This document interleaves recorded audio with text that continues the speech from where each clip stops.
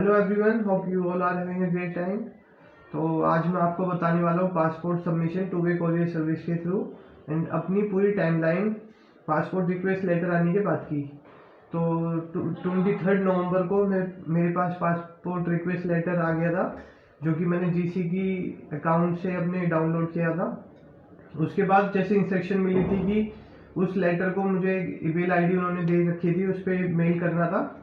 और वो email ID थी passportsubmission@bfshelpline.com। उस पर फिर मैंने मेल कर दिया है। तो एक ऑटोमेटिक मेल आया मेरे पास, जिसमें लिखा हुआ था कि they will contact me with in 3 days. और उसके बाद फिर मैंने वेट किया, तो 1 दिसंबर को उनका मेल आया मेरे पास, जिसमें उन्होंने इन्फॉर्मेशन मांग रखी थी टेक्स्ट फाइल के ज़रिए। तो फिर जो इन्फॉर्मेशन उन्होंने मांगी थी वो सारी मैंने नोट पैड पे लिख के सेव करके उन्हें मेल कर दी थी। और उसमें उन्होंने एक डेट ऑफ कलेक्शन भी वो मांगते हैं कि आप किस दिन अपना जो कोरियर एग्जीक्यूटिव है, किस दिन आप बुलाना चाहते हो अपने घर पे, वो डेट देनी होती है उन्हें। तो वो आप अपने अकॉर्डिंग फिल कर सकते हो। मैंने नेक्स्ट डे की डेट लिख दी थी उसमें। और उसके बाद वो सारी इन्फॉर्मेशन सबमिट करने के बाद मेरे पास आफ्टर 2 आवर्स सेम डे पे 1 दिसंबर को ही मेरे पास पेमेंट लिंक आ जाता है। और फिर मैं पेमेंट करता हूँ उस लिंक पे जाके। पहले मैंने पेमेंट ट्राई की मास्टर कार्ड के थ्रू, बट उससे नहीं हो पाई। फिर मेरे पास क्रेडिट कार्ड भी था, तो क्रेडिट कार्ड के थ्रू मैंने पेमेंट कर दी थी और पेमेंट रिसिप्ट भी मिल गई थी उसके बाद मेरे को। और सेम पेमेंट रिसिप्ट मैंने सेम ईमेल आईडी पे, जो कि passport submission @vfshelpline.com email ID थी, उस पर मेल कर दिया था। उन्हें कंफर्म कर दिया था कि मैंने पेमेंट कर दी है, आप जो नेक्स्ट स्टेप हो आपका वो प्रोसीड करो। उसके बाद नेक्स्ट इंस्ट्रक्शन आती है वहाँ से कि आपकी पेमेंट जो है सक्सेसफुली हमने रिसीव कर ली है। और अब आपको एग्जीक्यूटिव आएगा 2 दिसंबर को। मैंने डेट अपने से ही लिखी थी, तो 2 दिसंबर 9 to 6 के बीच में कभी भी जो कोरियर एग्जीक्यूटिव है वो आ जाएगा। ये लिखा हुआ था सब कुछ। और क्या क्या डॉक्यूमेंट्स थे वो सब भी उन्होंने दिए हुए थे, जैसे कि consent form, AWB number and courier SMS form भी उन्होंने उस मेल में दे रखा था। फिर वो सारे के सारे मैंने फिल कर दिए थे, कॉन्सेंट और कोरियर फॉर्म। उसके बाद ये सारे डॉक्यूमेंट्स फिल करने के बाद मैंने अपना एक एनवलप के अंदर उन्हें रख दिए थे अलॉन्ग विद पासपोर्ट। और फिर जो कोरियर एग्जीक्यूटिव था उसका वेट कर रहा था मैं।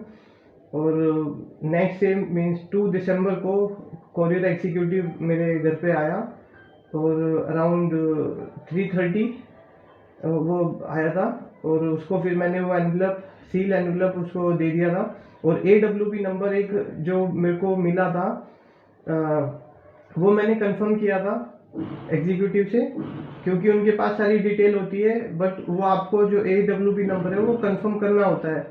और जब आप कंफर्म करते हो नंबर, तो उसके बाद वो एक रिसिप्ट निकालते हैं और आपका जो एनवलप होता है उस पर वो पेस्ट कर देते हैं। और ये ध्यान रखना है कि जो भी आपका एनवलप है, एनवलप के बाहर कुछ नहीं लिखा होना चाहिए। उस पर सिर्फ एक टेक्स्ट उन्होंने गिवन कर रखा है, ईमेल आईडी में वो देंगे, वो लिखना होता है सिर्फ, जिसमें वो होगा to the officer VFS Global Canada. That's all you have to write on your envelope. और उसके अलावा कुछ और नहीं लिखना होता, क्योंकि जो एग्जीक्यूटिव आएगा वो अपने से एक जो स्लिप होती है उनके पास, वो पेश करते हैं। और total 4 documents that you have to put in the envelope.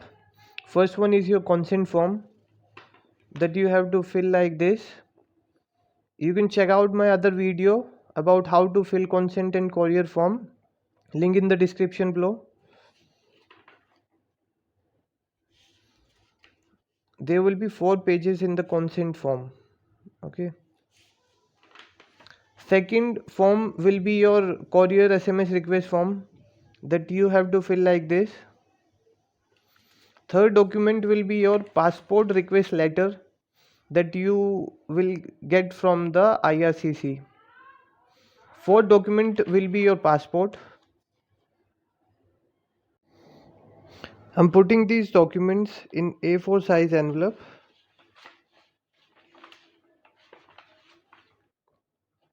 Along with my passport. Now I will seal it with glue stick. You do not have to write anything on the envelope except this text: to the officer, VFS Global Canada. And now your envelope is ready. You just have to wait for the courier executive to come to your doorstep. So thank you for watching and subscribe for more such videos.